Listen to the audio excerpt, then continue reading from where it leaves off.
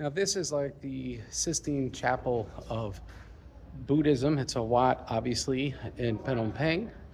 We can see the iconography behind me.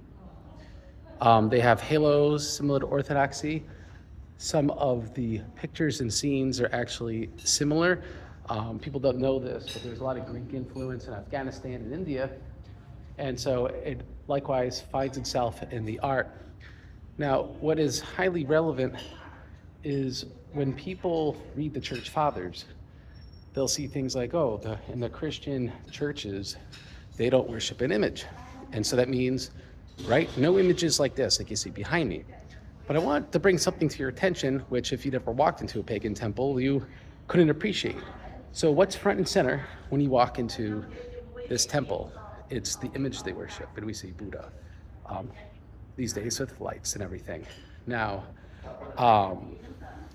the relevance is what do you walk in and see front and center when you walk into a Christian church?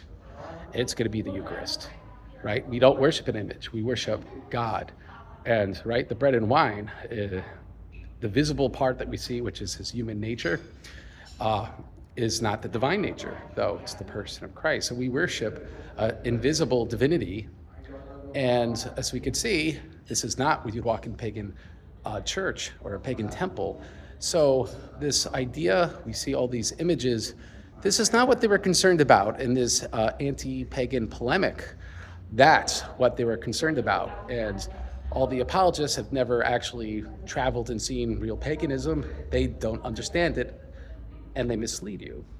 So I think I have probably one final reflection on something like this, which is there was something else that was front and center in the early Christian church, and it would be the relic of the saint that the altar was on top of. We read about this in the book of Revelation.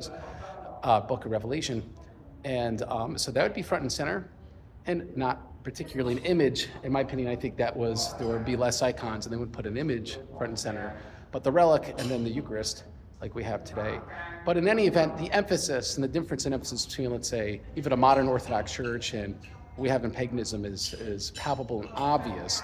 You walk in, there's no doubt what's worshipped here, right? That image of Buddha.